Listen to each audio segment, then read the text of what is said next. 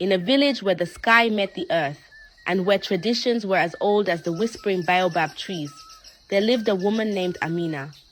Amina was enchanting. Her eyes were dark pools of wisdom, and her laughter had the power to make the sternest elder smile. Yet, despite her beauty and charm, she remained unmarried. Tired of her solitude and desperate to find a husband, Amina consulted the oracle, a wizened old woman named Nia, who could commune with the ancestors. In a hut that smelled of herbs and ancient scrolls, Nia spoke.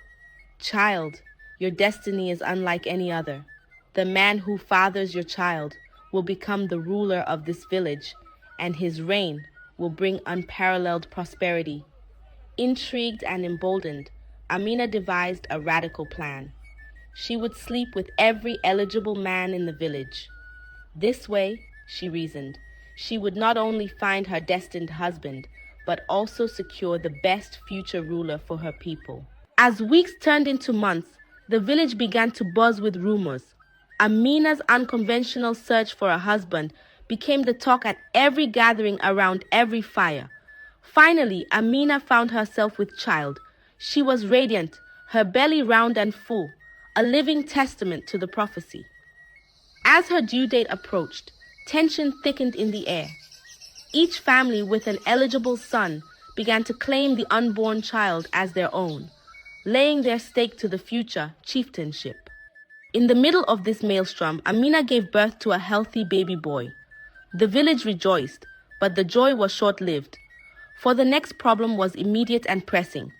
Who was the father of this child born to rule? Elders convened, wives gossiped, warriors sharpened their spears. Everyone had a theory, and every man wanted a test. The village was on the brink of a civil war, and only the true identification of the child's father could bring peace. Yet Amina remained serenely confident. She knew that the prophecy would not fail her, nor would it fail her people. And so, with her newborn son cradled in her arms, she awaited the revelation that would change the fate of her village forever. A week had passed since the birth of Amina's son, whom she named Tariq, meaning he who knocks at the door. It seemed as though Tariq was indeed knocking at the door of a new era for the village, one fraught with uncertainty and anticipation. The Council of Elders, the esteemed body responsible for making major decisions in the village, convened under the oldest baobab tree. Its gnarled branches seemed to sag with the weight of the momentous decision ahead. Our ancestors have always shown us the way in times of both harmony and discord, said Osei, the eldest among them, his voice trembling like the last leaves of autumn. We must seek their wisdom to resolve this crisis.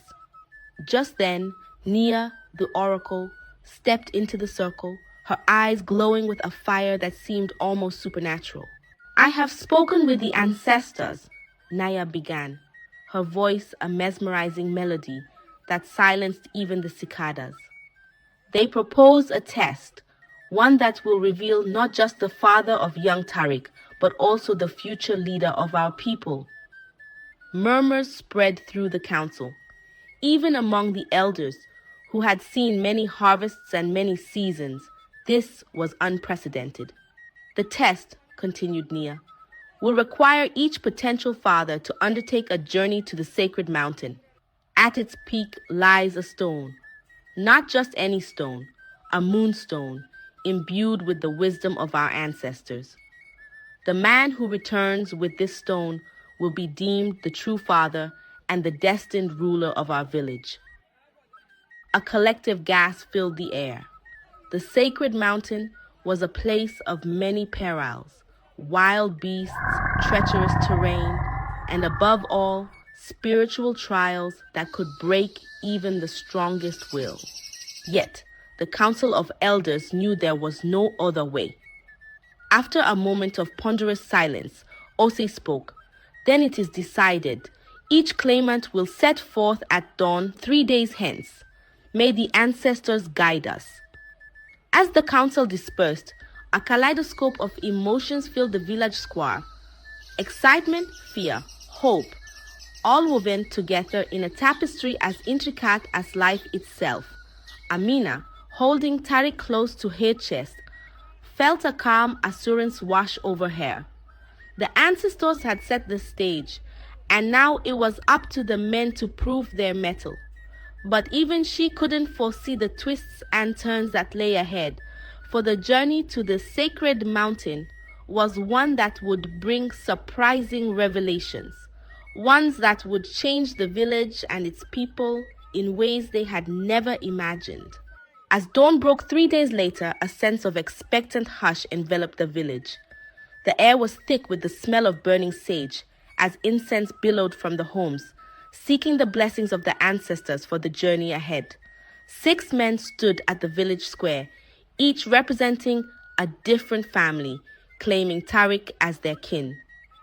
Their faces were a canvas of emotions, eagerness, fear, and a simmering excitement that seemed almost palpable. Amina, cradling Tariq in her arms, watched them quietly. Her eyes met each of theirs, a wordless message that seemed to say, "May the best man win." With a blow of a horn and the beat of drums, the journey began.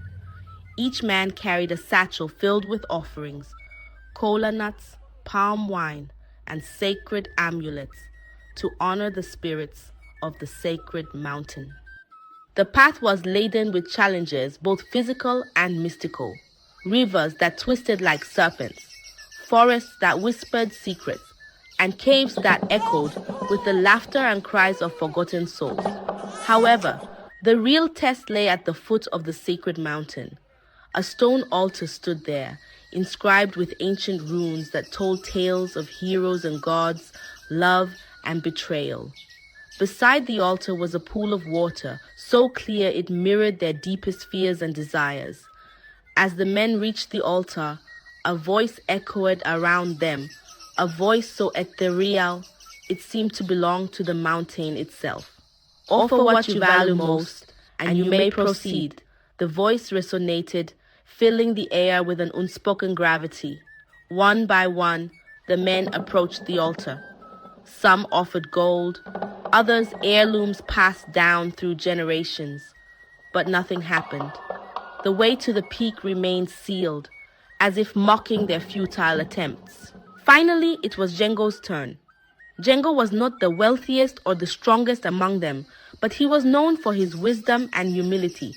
Instead of placing an object on the altar, he knelt and offered a prayer for the village, for Amina, and for the unborn generations who would inherit the earth. As he finished, the altar glowed a soft, radiant light, and the path to the peak opened up as if summoned by his sincerity. Awed and humbled, the men followed Django as he led the way. The weight of their journey seemed a little lighter, the resolve a little stronger, bound by the newfound understanding that true leadership required more than just wealth or strength. It required the wisdom of the heart. The ascent up the sacred mountain was unlike any other climb. Every step seemed to be a dance between the earthly and the divine, where physical exertion met spiritual enlightenment. The men felt their breaths grow shorter, but their senses heightened. Every rock, every gust of wind, appeared imbued with ancestral wisdom. Finally, they reached the peak, where the night sky seemed to be within arm's reach, twinkling stars bearing witness to this pivotal moment in the village's history. There it was, the moonstone glowing softly in the moonlight, almost as if pulsating with the heartbeat of the mountain itself. Django approached the stone first, his hands trembling as he touched its cool surface. The moonstone lit up, its glow intensifying into a radiant beam that shot up towards the sky, returning as a cascade of light that enveloped him. "Django, son of Kofi," a celestial voice echoed, "you have proven your worth. This child, Tariq, is yours, and you are destined to lead your people." Overwhelmed by emotion, Django fell to his knees. The men who accompanied him were silent, humbled and awed by the revelation. their prior envy and rivalry dissipating like morning mist. As they descended the mountain, the village came into sight, bathed in the soft glow of dawn. The men felt different, transformed not just by the revelation, but also by the journey itself. It was as if they had shed layers of ignorance and ego, revealing new skins of wisdom and humility. When they arrived, the entire village had gathered, the tension in the air palpable, a sea of faces, anxious and expectant. Django stepped forward, holding the moonstone high for all to see. "The ancestors have spoken," he declared. "I am the father of Tariq, and it is my destiny to lead this village." A collective gasp followed, then a roar of cheers and ululations. The elders nodded in approval, their faith in ancestral wisdom reaffirmed. Amina, with Tariq in her arms, walked over to Django. Their eyes met, and in that moment, all the complexities and hardships seemed to melt away, leaving behind a pure, unspoken understanding. As Django took his son in his arms for the first time, the village erupted in joyous celebration, but Amina knew that this was just the beginning. They had averted a crisis, and perhaps even started a new chapter in their history.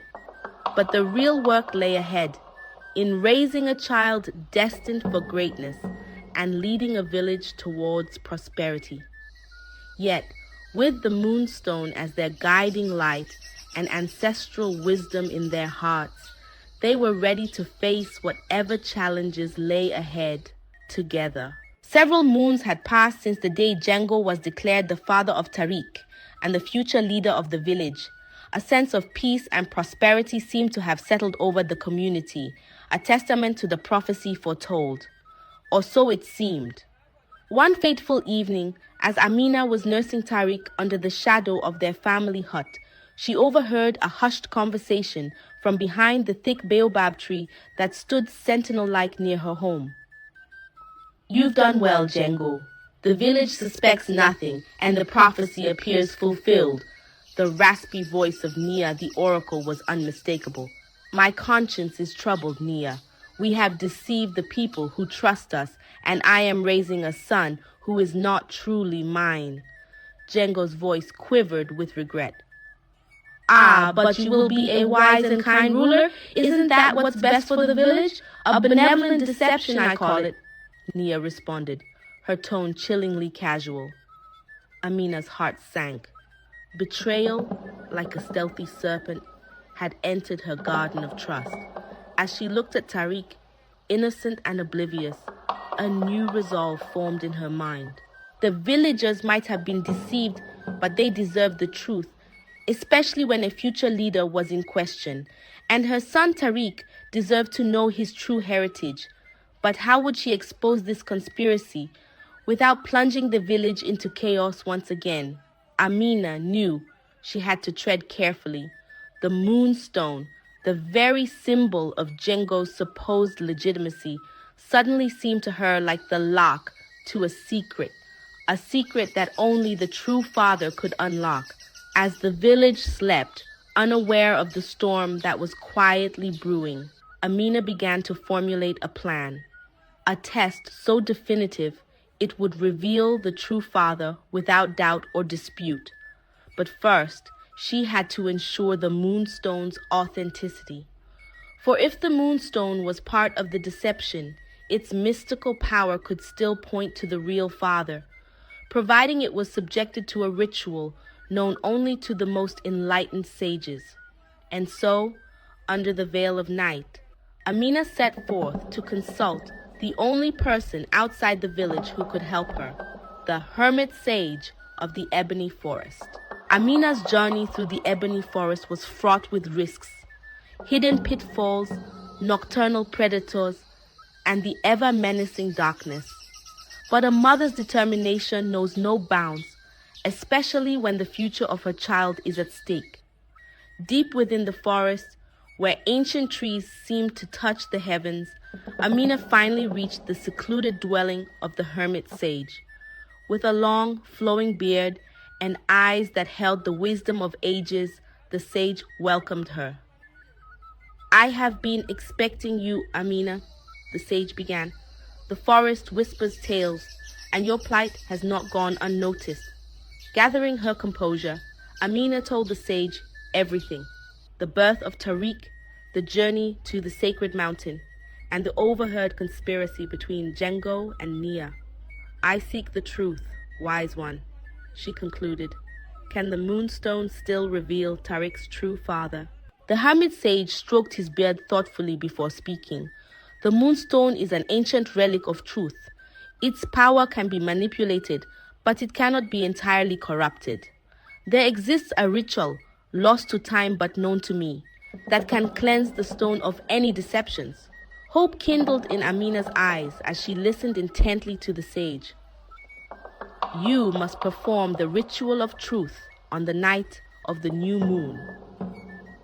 The moonstone, bathed in the sacred waters of the Whispering Lake and subjected to this ritual, will shine only in the hands of the true Father." Armed with newfound hope and the elaborate instructions from the hermit sage, Amina thanked him and journeyed back to the village, her heart pounding with a mixture of hope, fear, and anticipation. She arrived just before dawn, slipping back into her home unnoticed. In her eyes was a glimmer of resolve, for she knew what had to be done next: retrieve the moonstone from its guarded sanctuary and prepare it for the ritual of truth. The stakes were sky high. If she succeeded, the entire village would finally know the truth. But if she failed, she risked not just her own reputation, but the very peace and harmony that currently blanketed her community. As she laid Tariq back into his crib, she looked at her son, his small face serene in sleep, completely unaware of the turmoil surrounding his young life. The new moon was just 3 nights away, and Amina knew that the future of her family and her village would be irrevocably altered by what the moonstone would reveal, or what it would fail to. As the new moon approached, Amina felt time compress, each second loaded with impending revelation or disastrous consequence. She had managed to discreetly acquire the moonstone from its sanctuary with the help of a sympathetic guard who believed in her quest for truth. Now it lay hidden beneath the floorboards of her hut, pulsing as if aware of its imminent role. Finally, the night of the new moon arrived. With Tariq safely asleep and Django away at a council meeting, Amina seized her opportunity. She unearthed the moonstone and set off towards Whispering Lake, a secluded body of water said to possess cleansing energies. Cloaked in darkness, her heart pounding in sync with her steps, Amina reached the lake and began the ritual of truth. She submerged the moonstone into the water, reciting the ancient incantations the hermit sage had imparted to her. As the last syllable left her lips, the moonstone glowed a soft white light, illuminating the dark waters. For a moment, Amina felt a ripple of energy course through her, as if the spirits of the lake whispered their approval. With the moonstone now cleansed and activated, she returned to the village, her every step shadowed by both anticipation and dread. Tonight, the village would gather for the Feast of Ancestors, a night of celebration, but for Amina, a night that would bear witness to either her ultimate vindication or her deepest disgrace. At the feast, as the villagers danced and sang, Amina revealed the moonstone, claiming it had been further empowered by the spirits for a special blessing. The crowd, high on communal fervor and intrigue, was eager to witness the spectacle. As per the ancient rites, let each potential father hold the stone, Amina announced, her voice unwavering. The true father of Tariq will activate its light. One by one, the men came up, each gripping the moonstone tightly, but the stone remained inert, its light dim, as if withholding its power. Finally, it was Django's turn. The crowd held its collective breath. Django held the stone, and it flickered but did not fully illuminate, Murmurs swept through the crowd, turning into exclamations of surprise and confusion. Before anyone could speak, a voice erupted from the back. Wait, the stone speaks not just to the hands that hold it, but to the eyes that meet it. Amina, look upon the stone. It was Nia, her eyes gleaming with a peculiar mix of fear and excitement. Amina lifted her gaze to meet Django's, her eyes then dropping to the moonstone. At that moment, the stone flickered violently and then went dark. Gasps filled the air. Django's face turned ashen. Amina's eyes met the crowd's, and in that moment, they all knew. Django was not the true father. The silence was shattered by Nia's maniacal laughter. You see, even the best laid plans falter before the will of the spirits. In the aftermath of the failed ritual, the village was consumed by a volatile mix of disbelief, anger, and urgent curiosity. The elders called for an immediate council meeting, its atmosphere charged with tension thicker than the humid night air. Nia was the first to speak, her voice dripping with a blend of regret and revelation. My fellow villagers, we've been entangled in a web of deceit. The spirits have spoken through the moonstone. Django is not the true father. However, this should be a time of awakening, not division. The council erupted into a cacophony of arguments and accusations. Finally, the chief elder, Mbaka, rose, his age-old wisdom commanding silence. Enough, he boomed. The ancestral spirits are not pleased with our folly. We must seek the truth and not let division tear us apart. Turning to Amina, he said, You've invoked the spirits and unearthed a terrible truth. What do you propose we do now? Amina's voice was firm. I propose another ritual, one that cannot be tampered with.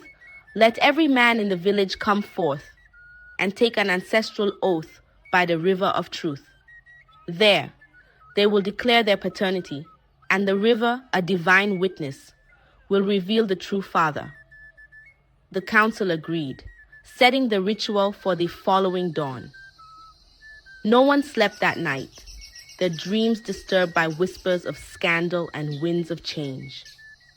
As the first light of dawn broke, the village gathered by the river of truth, its waters said to have been blessed by the gods. One by one, the men took the ancestral oath, swearing their innocence or guilt. Finally, it was Django's turn. He stepped forward, his eyes meeting Amina's. In that moment, Amina saw a flicker of something. Was it regret? Or perhaps a silent plea for forgiveness? Django dipped his hand into the river, solemnly reciting the oath. As he spoke, the waters around his hand churned ominously, but did not change color, the sign of a truthful oath. The crowd was in suspense, awaiting a divine sign. Just then, a cry erupted from the back of the gathering. All eyes turned to see a young man, Mazi, trembling as the waters around his submerged hand turned a radiant gold, the irrefutable sign of truth recognized in divine rituals. Mazi, son of Ogbo, Elder Mbaka, announced, You are the true father of Tariq, as declared by the river of truth. A collective gasp swept through the crowd. Mazi was one of the most reclusive men in the village, known for his quiet nature and rarely involved in communal affairs. As Mazi hesitantly stepped forward, Amina's eyes met his. In that brief connection, she saw flashes of integrity and sincerity, characteristics she had yearned for but not found until now. The revelation of Mazi as the true father shook the very foundations of the village. Murmurs echoed among the crowd as Mazi approached Amina and Tariq, his eyes full of humility and a quiet kind of strength. Elder Mbaka stepped forward, his presence silencing the crowd. The river of truth has spoken. Mazi is the father, and we must honor this divine verdict. He looked towards Django and Nia, his eyes narrowing. As for those who led us astray, they shall face the council of elders for their actions. Mazi took his place beside Amina and Tariq. In that moment, Amina felt a new chapter in their lives was about to begin, one marked by honesty, respect, and love, things that had been so lacking in her recent past. As the rightful father, I will do my best to live up to this responsibility, Mazi declared, his voice tinged with genuine resolve. The villagers dispersed, their hearts and minds churning with a blend of relief, curiosity, and lingering doubt. The atmosphere was electric, and a sense of anticipation filled the air. It was clear that things would never be the same again. That evening, the Council of Elders met in an emergency session to discuss the fate of Django and Nia. The chamber was tense, as elders weighed the implications of their decision. Finally, they arrived at a verdict. Django was stripped of his title and status, mandated to perform public service as a sign of atonement. Nia was banished from her role as oracle, her position to be filled by a new seer chosen through divine consultation. Both faced the village the next day to publicly apologize for their deceit. There was a palpable air of disgrace around them, but also an undertone of tragedy, a reminder that even well-intended actions can lead to disastrous outcomes when they deviate from the path of truth. The prophetic words that Tariq was born to lead seemed to be materializing. As the village prospered in unexpected ways, crops yielded more, disputes among villagers lessened, and a newfound unity took root. Even Django, humbled by his public disgrace, found a path to redemption through sincere atonement. And Nia, though stripped of her title, began a quiet life of reflection, her wisdom no longer mingled with manipulation. Thus, in a village that had been shaken to its core, a new dawn emerged, brighter, wiser, and full of promise. While challenges would undoubtedly arise, the community had been fortified by the irreplaceable virtues of truth and unity, and that made all the difference. And so, Amina, Mazi, and Tariq stood at the threshold of a promising new life, their hearts aligned with the enduring wisdom that truth, once revealed, has the power to heal, unite, and herald a brighter future. Thank you for following this intriguing tale. Sometimes the path to truth is twisted and steep, but it's a journey worth taking, for the truth sets us free. If you enjoyed this story, please feel free to drop a like and also subscribe to the channel so that you won't miss out on more interesting stories like this one.